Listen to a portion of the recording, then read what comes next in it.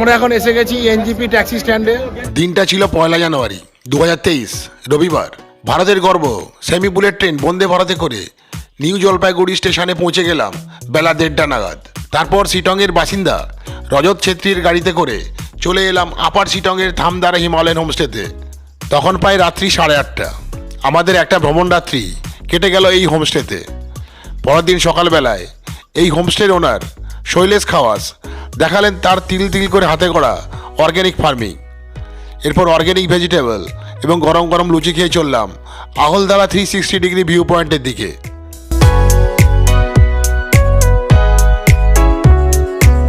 আহলদারা view পয়েন্টের দিকে অগ্রসর হলেই আপনার চোখে পড়বে এই সিনকোনা প্ল্যান্টেশন। এই সিনকোনা গাছের ছাল থেকে তৈরি হয় ম্যালেরিয়া রোগের ঔষধ। আরও একটি প্রাপ্তি যোগ হলো এই সুন্দর আহলদারা ভিউ রোড। সুখেপগড়ি মোড় থেকে শুরু হয়ে 300 মিটার দীর্ঘ এই রোডটি চলে গেছে টপ ভিউ পয়েন্ট পর্যন্ত। সম্ভব হলে এই 300 মিটার পথ হেঁটে উপরে উঠে আসুন, দারুণ দারুণ অনুভূতি হবে ফিজিক্যাল এক্সারসাইজের সঙ্গে।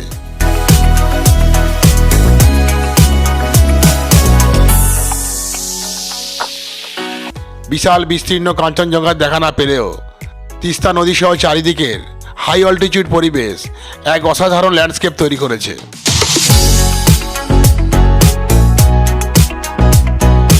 অপরূপ সূর্যোদয় এবং সূর্যাস্তের সাক্ষী হতে চাইলে এই আহলদারা টপ ভিউ পয়েন্টের কোনো একটি হোমস্টেতে থাকলে ভালো হয়। আগের ব্লগে এই সব কিছু নিয়ে বিস্তারিত ভিজুয়াল ডেসক্রিপশন দেওয়া হয়েছে। ডেসক্রিপশন বক্সে লিঙ্ক দেওয়া আছে, ক্লিক করে দেখে নিতে পারেন।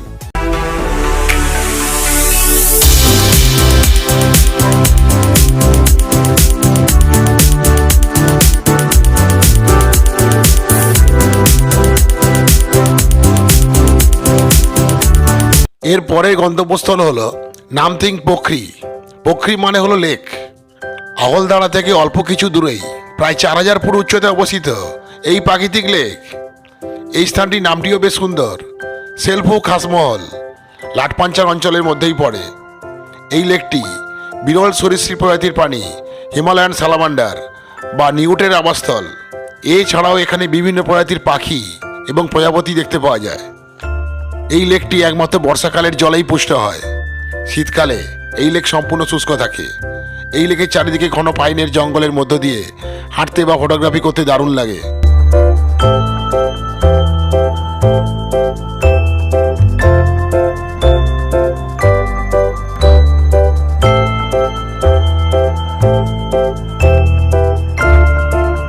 নামথিং পোখরি থেকে আমাদের পরবর্তী গন্তব্য হলো লেপচা ফলস। নামথিং পোখরি থেকে লেপচা ফলসের দূরত্ব প্রায় 6 কিলোমিটার, আর সুখেপগড়ি মোড় থেকে লেপচা ফলসের দূরত্ব 5 কিলোমিটার। গুগল ম্যাপে পুরো রুটটা একবার দেখে নেওয়া যাক। লেপচা ফলসে যেতে গেলে প্রায় 15 থেকে 20 মিনিট কিন্তু আপনাকে ট্রেক করতে হবে। আর এই লেপচা ফলসের সম্পূর্ণ ট্রেকিং রুটটি দেখার জন্য পুরো ব্লগটাই দেখুন স্কিপ না করে, because lot to see and lot to know. ঘন জঙ্গলের মধ্য দিয়ে এই ট্রেকিংটা একটা উত্তেজনাকর ট্রেকিং। আহলদারাতে এলে এই লেপচা ফলসের ট্রেকিংটা কিন্তু মিস করবেন না।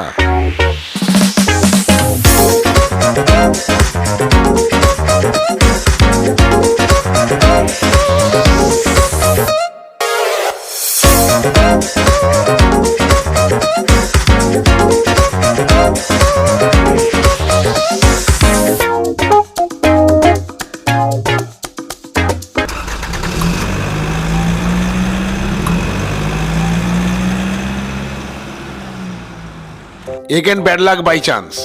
প্রায় 30 মিটার রাস্তা খারাপ। এই ওয়াগানার গাড়ি নিয়ে আমাদের ড্রাইভার ভাই রাজেশ ছেত্রী আর এগোতেই চাইছে না। আমরা গাড়িটা ওখানে রেখে এসেছি, ওই যে গাড়ি। গাড়ির প্রতি বেশি ভালোবাসা হলে যা হয়। আমি বললাম আমরা গাড়ি থেকে নেমে পড়েছি, ফার্স্ট গিয়ারে গাড়িটাকে নিয়ে এসো। কিন্তু রাজেশ ছেত্রী রাজি হলো না। কি আর করা যাবে, আমরা 3 জনই এগোতে লাগলাম লেপচা ফলসের দিকে, আর রাজেশ ছেত্রী চলে গেল গাড়ি নিয়ে একটু নিচে। এখানে রাস্তাটা খুবই খারাপ দেখছেন তো। এই খারাপ রাস্তার জন্য গাড়িটা উপরে আসতে পারছে না। আপনারা এলে কিন্তু বোলেরো বা ওই জাতীয় কোনো গাড়ি বুক করবেন যেগুলো খারাপ রাস্তা যেতে পারবে। এই কারণে আমরা গাড়িটা ওখানে রেখে আমরা হেঁটে যাচ্ছি লেপচা ফলসের দিকে। লেপচা ফলস এখানকার একটা ফেমাস ফলস। আপনারা এখানে আহলদারা শিটং এলে লেপচা ফলসে আসার চেষ্টা করবেন। এই হচ্ছে যাওয়ার রাস্তা।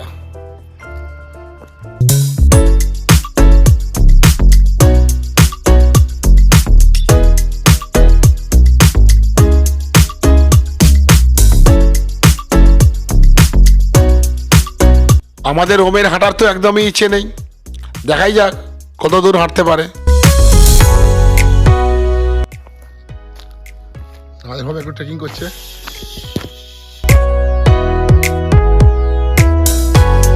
হাঁটতে হাঁটতে চারিদিকের হিলটপের দৃশ্যগুলো দেখতে খুব ভালোই লাগছে। এই যে হাঁটার কষ্টটা, এটা খানিকটা হলেও ভুলে থাকা যায় এই সব অসাধারণ দৃশ্যগুলো চোখের সামনে ভেসে উঠলে।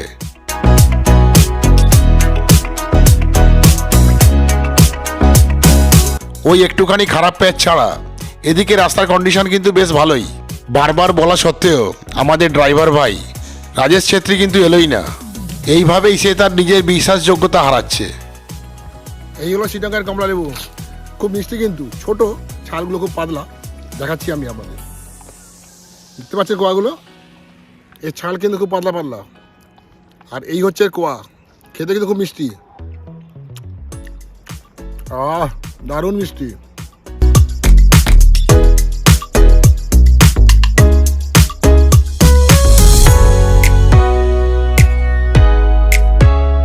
লেপচা ফলসে যাওয়ার রাস্তাটা খুবই নির্জন, আশেপাশে কোনো লোকজন দেখতে পাচ্ছি না। ম্যাডাম আর ওমকেও নিয়ে যাওয়ার খুব একটা সাহস হলো না।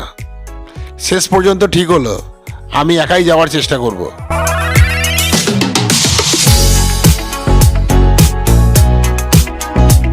বেশ খানিকক্ষণ এদিক ওদিক খোঁজার পর অবশেষে সামনের ওই ছোট্ট পাড়া থেকে একজনকে পাওয়া গেল, যে গাইড হিসাবে আমার সঙ্গে যাবে।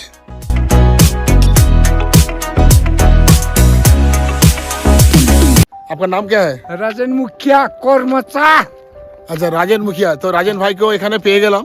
हाँ তো রাজেন ভাই 50 টাকার টিপস হিসাবে নিচ্ছে, हाँ আমাদের লেপচা ফলসে নিয়ে যাবে। हाँ हाँ এ তো পুরো নির্জন রাস্তা, লোকজন কেউ নেই, তাই একজনকে দরকার। हाँ এই যে রাজেন ভাই, আচ্ছা লোক হ্যাঁ, এখানেই বাড়ি, কাছাকাছি বাড়ি, তাই ওনাকে ডেকে নিয়ে এলাম। তো উনি আমাদের নিয়ে যাচ্ছেন লেপচা ফলসের দিকে। আর গাড়ি তো আসতে পারলো না, ওয়াগনার গাড়ি নিয়েছি, তো এটা ওই ক্ষমতায় কুলোচ্ছে না এই উঁচুতে ওঠার জন্য। 1000 সিসির গাড়ি, তাই গাড়ি নিচে রেখে ড্রাইভারও আসতে রাজি হলো না, আমরা জোর করলাম না। তাই আমি একজন গাইডকে সঙ্গে নিয়ে চলেছি লেপচা ফলসের দিকে, একটু ট্রেক করে হেঁটে। কারণ উঁচু জায়গায় হাঁটতে একটু অসুবিধা হচ্ছে, কিন্তু যেতে হবেই। আমার গাইড রাজেশ মুখিয়ার হাঁটার গতির সঙ্গে পেরে উঠছিলাম না। পাহাড়ি এলাকার মানুষদের হার্ট এবং লাংস খুব স্ট্রং হয়, তা হাঁটার গতি দেখেই বোঝা যাচ্ছে। এই হাঁটার ফলে আমাদেরও দারুণ একটা ফিজিক্যাল এক্সারসাইজ হচ্ছে। Walking is the main method of relaxation. Enjoy the scenery of the wildlife. चलिए चलिए चलिए, आपका भी फोटो आएगा।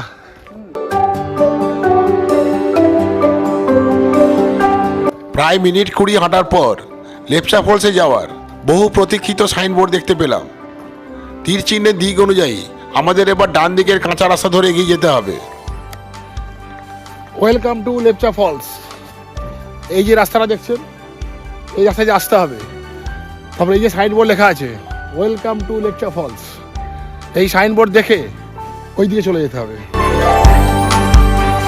দেখো লেপচা ফলসে আসার রাস্তাটা, আপনারা ওখান থেকে এলেন, গাড়ি চলে আসবে, এই অবধি এলেন। আর এই যে রাস্তা, এই রাস্তা সবাই চলে গেছে লেপচা ফলসের দিকে। আমাদের গাড়ি ডাকছে, আও লেপচা ফলসে যাওয়ার রাস্তা এখন আমরা হাঁটছি। এই হলো রাস্তা, এখান থেকে গাড়ি চলে যাবে, একটু ভালো পাওয়ারফুল গাড়ি এলে আরামে চলে যাবে। ঠিক আছে, আমি ট্রেক করে যাচ্ছি। আমাদের গাড়ি যখন ওয়াগনার গাড়ি, তো কিছু করার নেই, কিছুটা হাঁটতে হবে, বুঝতেই পারছিলাম, তাই এখন হেঁটেই যাচ্ছি আমরা।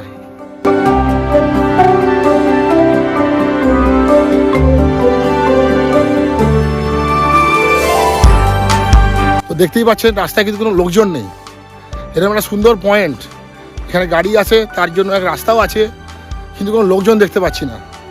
একা এলে বা একটা ফ্যামিলি হিসাবে যদি আপনি আসেন, তাহলে তো ভয় লাগবে। অবশ্যই সঙ্গে কোনো ড্রাইভার বা কোনো গাইড নিয়ে আসবে। লেপচা ফলসের সাইনবোর্ডের ডিরেকশন থেকে গাড়ির রাস্তা ধরে ধরে মিনিট 15 আসার পর অবশেষে লেপচা ফলসের এন্ট্রি পয়েন্ট দেখতে পেলাম। গাড়ি এই অবধি চলে আসে, এই যে রাস্তা,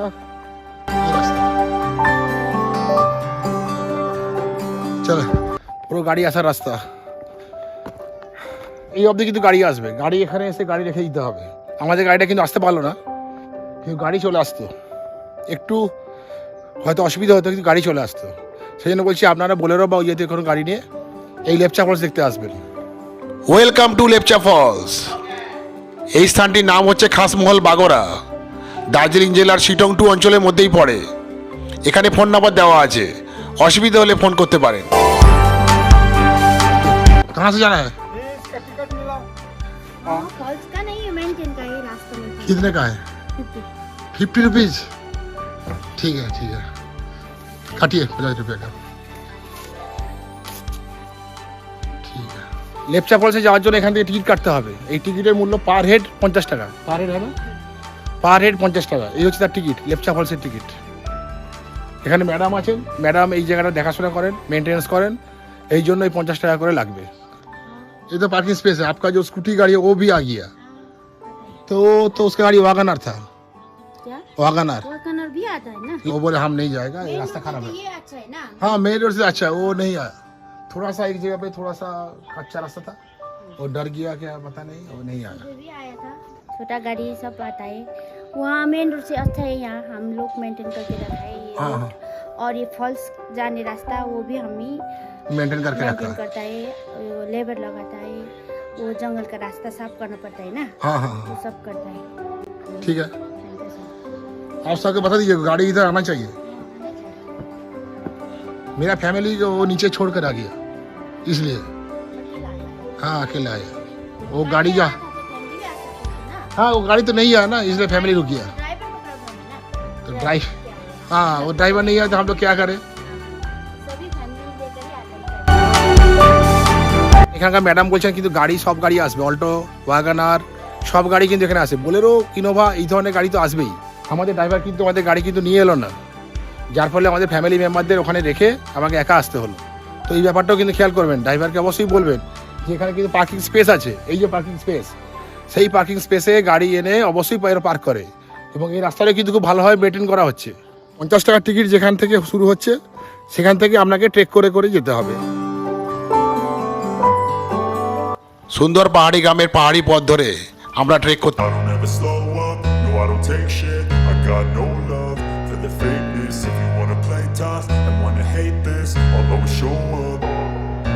I don't ever slow up, no I don't take shit. I got no love for the fakeness. If you wanna play tough and wanna hate this, I'll always show up and make a statement. I don't ever slow up, no I don't take shit. I got no love for the fakeness. If you wanna play tough and wanna hate this, I'll always show up and make a statement. Everything I do so instinctive and so passionate. Every word I move so descriptive like an adjective. I got a vendetta against people who patented being negative when you should be getting after it.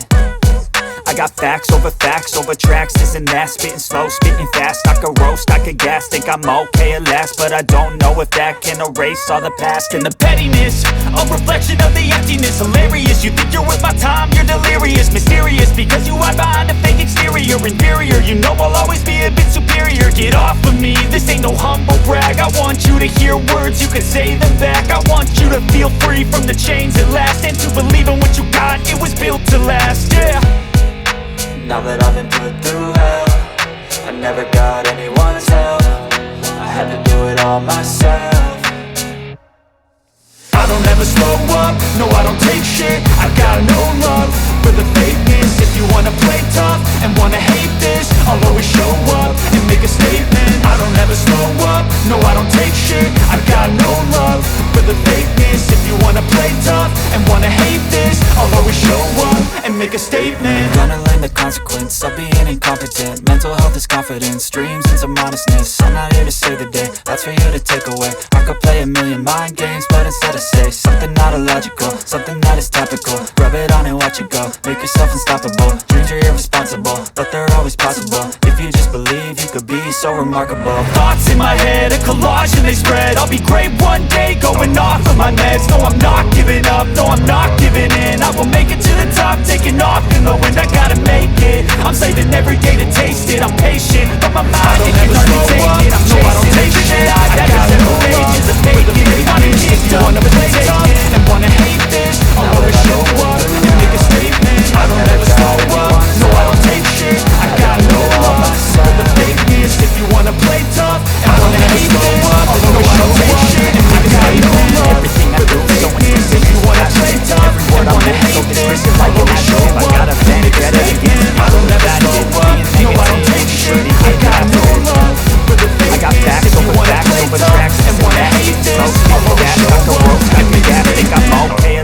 but I don't know if that can erase all the past and the pettiness.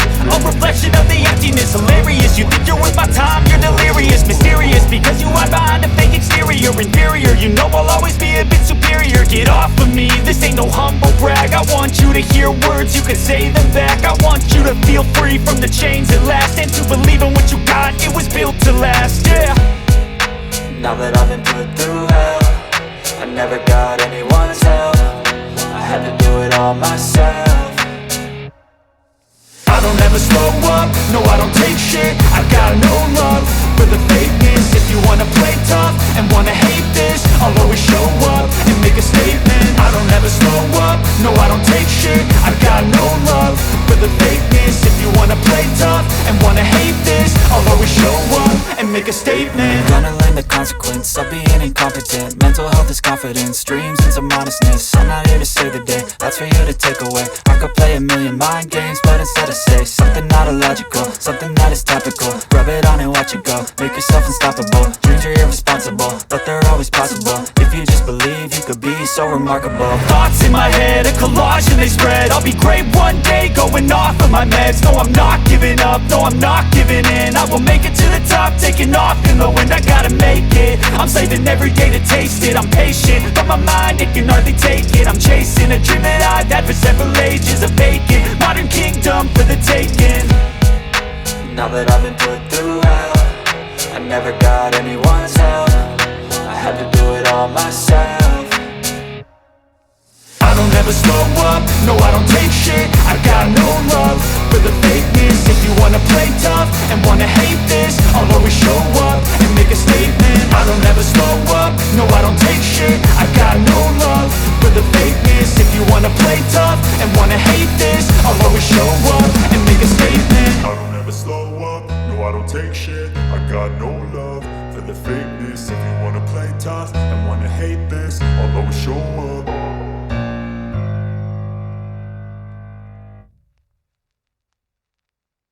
আমরা কিন্তু দলে ভারী, আবার খানিকক্ষণ trek করা। এরপরে গন্তব্যস্থল Jogighat bridge. এই রাস্তা দিয়ে হাঁটতে হাঁটতেই দেখতে পেলাম অনেকটা নিচে যোগীঘাট ব্রিজ, ওখানেই আমরা যাব।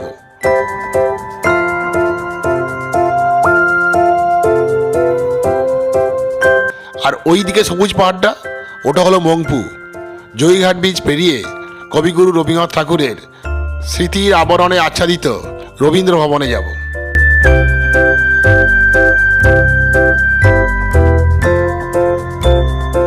Goodbye Lepcha Falls, see you again, thank you, tata, bye bye. Lepcha Falls থেকে আমরা এখন বিদায় নিচ্ছি।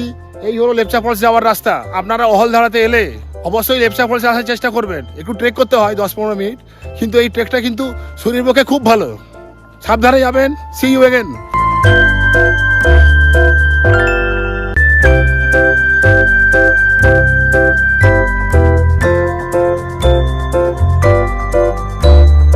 লেপচা ফলস থেকে প্রায় আধ ঘন্টা ড্রাইভ করার পর আমরা এখন যোগীঘাটে প্রবেশ করছি।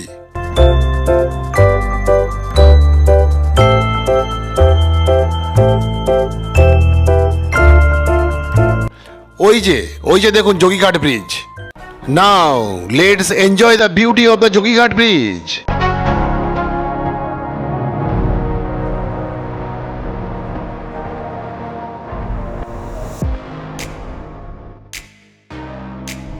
এই হলো রিয়াং নদীর উপর যোগীঘাট ব্রিজ, যেটি লোয়ার সিটংকে পংপুর সাথে যুক্ত করেছে।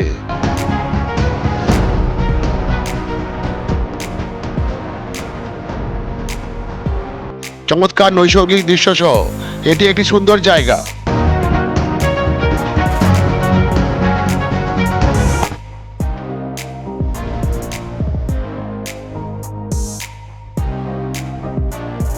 চুয়াত্তর মিটার দীর্ঘ এবং 5 মিটার চওড়া স্টিলের তৈরি এই যোগীঘাট ব্রিজের উদ্বোধন করেছিলেন বাবা রামদেব 2015 সালের 18 এপ্রিল। তারপর থেকে হয়ে ওঠে এটি একটি অফবিট ডেস্টিনেশন।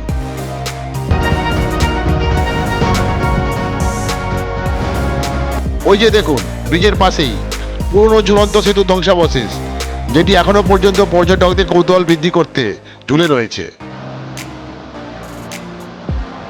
যোগীঘাট ব্রিজ দেখা শেষ হয়ে গেল আমাদের। যোগীঘাট ব্রিজ দেখে এবার আমরা ফিরে যাচ্ছি এবার অন্য একটা পয়েন্টে যাবো, সেটা হলো মংপুর, যেখানে রবীন্দ্রনাথ ঠাকুরের স্মৃতি জড়িয়ে আছে। আমরা সেখানে যাচ্ছি। তো এই হলো জয়ঘাট বিচ, দেখতে পাচ্ছেন জয়ঘাট বিচ।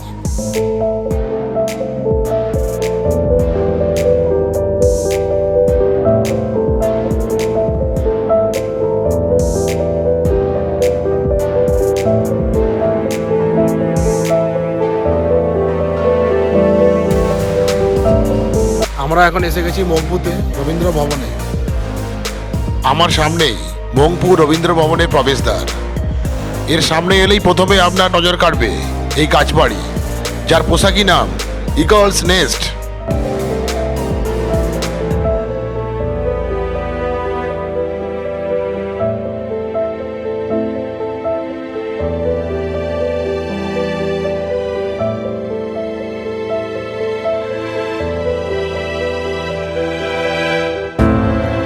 এই ট্রি হাউসটি 10/12/2022 তারিখে উদ্বোধন হয়েছে, আর 2023 সালের 15 জানুয়ারি থেকে এটির বুকিং নেওয়াও শুরু হয়েছে। এখানে বুকিং পেতে হলে আপনাকে মংপুতে এসে বর্তমানে যোগাযোগ করতে হবে এই রবীন্দ্র ভবনেই।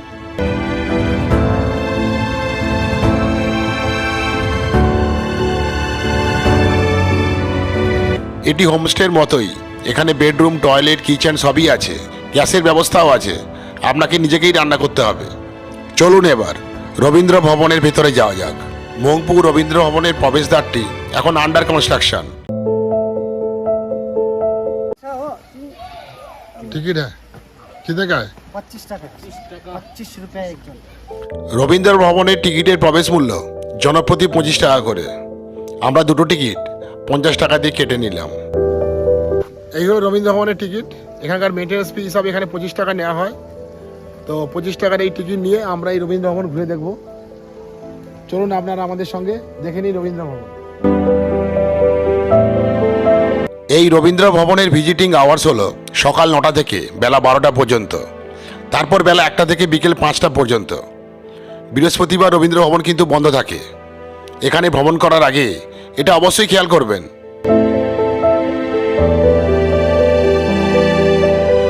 দার্জিলিং জেলার পাহাড়ি জনপদ মংপুর এই বাংলোর পার্বত্য ভূমি ও প্রকৃতি সমন্বিত নৈসর্গিক সৌন্দর্য বিশ্বকবি রবীন্দ্রনাথ ঠাকুরের বিশেষ প্রিয় ছিল, যা তাকে বারে বারেই এখানে টেনে নিয়ে আসত। ডক্টর মনমোহন সেন ও তার সহধর্মিণী কবি ও ঔপন্যাসিক মৈত্রী দেবীর আমন্ত্রণে সাড়া দিয়ে 1938 থেকে 1940 সালের মধ্যে কবিগুরু এখানে 4 বার এসেছিলেন এবং সৃষ্টি করেছিলেন কিছু অমর গ্রন্থ, যেমন জন্মদিনে, নবজাতক প্রভৃতি। আবার অনেক চিঠিপত্র ও চিত্রকলা এখানেই সৃষ্টি হয়েছিল। 1938 সালে কালিম্পং থেকে কবিগুরু জন্মদিনের গ্রন্থ থেকে কবিতাও আবৃত্তি করেন, আর কবির কণ্ঠ ছড়িয়ে পড়ল বিশ্বজুড়ে।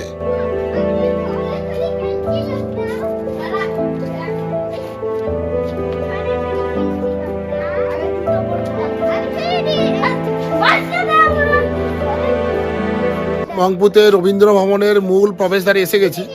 এখানে জুতো খুলে ভিতরে ঢুকতে হবে। এবার আমরা ভিতরে ঢুকছি। প্রধান প্রবেশদ্বার দিয়ে ভেতরে ঢুকলেই প্রথমেই আপনার চোখে পড়বে বিশ্বকবি রবীন্দ্রনাথ ঠাকুরের ফটো ফ্রেম। तुम्हारा नाम क्या है? मेरा नाम कुमार निराब्जो नारायण है। अच्छा है। तुम्हारा नाम क्या है? उसका नाम जियान है। ठीक है। कहाँ से आए हो तुम लोग? हम लोग कुचबिहार से।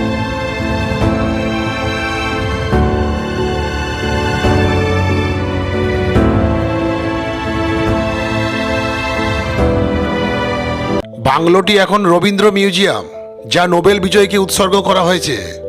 এই মিউজিয়ামের প্রতিটি ঘরেই কবিগুরু থাকার প্রত্নবস্তু এবং স্মৃতিচিহ্ন রয়েছে।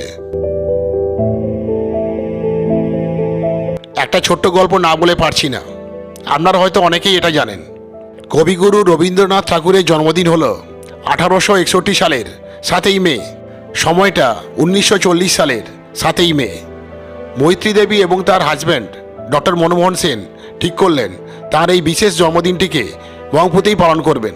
মৈত্রী দেবী তাদের সম্মানিত অতিথির এই বিশেষ দিনটি উদযাপনের বিষয়ে খুবই উদ্বিগ্ন ছিলেন, যা অন্যথায় শান্তিনিকেতনের বিশিষ্ট ব্যক্তি এবং সাহিত্যিকদের সাথে অনেক ধুমধাম করে পালন করা হতো।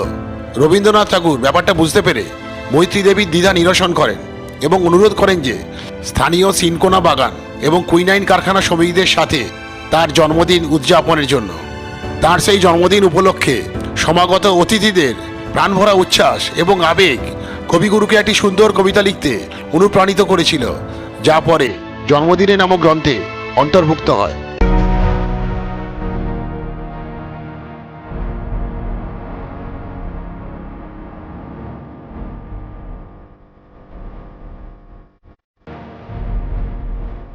মংপুর রবীন্দ্র ভবন ছিল আজকের মতো আমাদের শেষ ভিউ পয়েন্ট।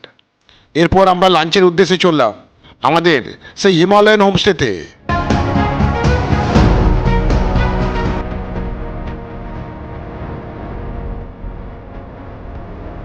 এদিকে ঘুরতে ঘুরতে কখন লাঞ্চের সময় যে পেরিয়ে গেছে তা আমরা নিজেরাও বুঝতে পারিনি।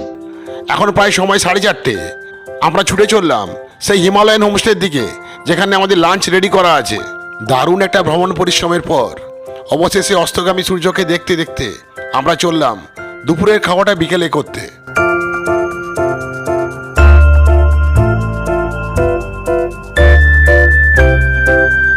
অর্গ্যানিক ভেজিটেবল দিয়ে আমাদের lunch ready. Now it's lunch time. এখন বাজে 4:45। আমরা কিন্তু এখন খাচ্ছি লাঞ্চ, মানে এখন নাস্তা করার জায়গায় আমরা করছি লাঞ্চ। চারিদিকে ঘুরতে ঘুরতে আমাদের সময় লেগে গেল, তার ফলে আসতেও দেরি হয়ে গেল, আর এখন আমরা খাচ্ছি লাঞ্চ। তো এখন লাঞ্চ সব কিন্তু গরম গরম খাবার, দেরি করে খাচ্ছি। তা সত্ত্বেও কিন্তু আমাদের এই যে ভাই সব কিছু গরম করে একদম দারুণভাবে কিন্তু পরিবেশন করছেন। এই দেখুন খাবার দাবার। দেখুন এখানে কি কি হয়েছে। ডিকু, গাজর ইত্যাদি দিয়ে একটা মিক্সড ভেজিটেবল হয়েছে। বি দিয়ে তৈরি হয়েছে একটা দারুণ তেঁতোর তরকারি। এছাড়াও রয়েছে ডিমের কারি, ডাল, আলু ভাজা, পাঁপড় এবং স্যালাড। এখানে দুপুরে লাঞ্চে ডিমের কারি করে এবং ডিনারে করে চিকেন কারি। প্রায় সব হোমস্টেতেই এই একই নিয়ম। তেঁতোটা কেমন আছে বলো আগে? খাবে আর দেবে পুরোটা? এখন বাজে 5:15। আমরা এবার এই হোমস্টে থেকে একটু নিচে আরেকটা হোমস্টেতে যাব। সেই হোমস্টেটা কেমন আমরা পরে দেখাবো, তবে সেই হোমস্টেটা কিন্তু হবে কমলালেবু বাগানের মধ্যে। আমাদের লাস্ট ভিউ পয়েন্ট হলো কমলালেবুর বাগান। Good afternoon friends. আমরা শিটকের হিমালয়ান হোমস্টে থেকে এখন আমরা যাচ্ছি আরেকটা হোমস্টেতে। সেই হোমস্টেটি হলো কাঞ্চনজঙ্ঘা হোমস্টে। আর এখন সময় 5:30। আমাদের নাস্তা করতে, লাঞ্চ করতে দেরি হয়ে গেল, তাই সব মিলিয়ে এখন সন্ধ্যেবেলাতেই আমরা যাচ্ছি সেকেন্ড হোমস্টেতে। এবার দেখি ওখানে গিয়ে আমাদের অভিজ্ঞতাটা কেমন হয়, সেগুলো আমি পরে জানাচ্ছি। এবং আপনারা দেখতে থাকুন Indranil blogs, so that you can find more and more information.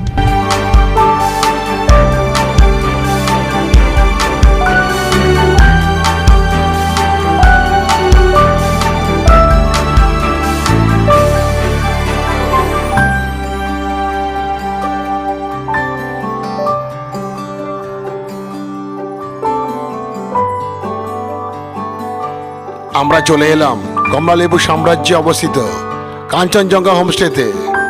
এই এলাকাটাও শিটংয়ে। এই স্থানটির নাম হলো সেলফু বাজার। পরের দিন সকালে অর্থাৎ পরের এপিসোডে আমি আপনাদের দেখাবো এখানকার কমলালেবুর সাম্রাজ্য।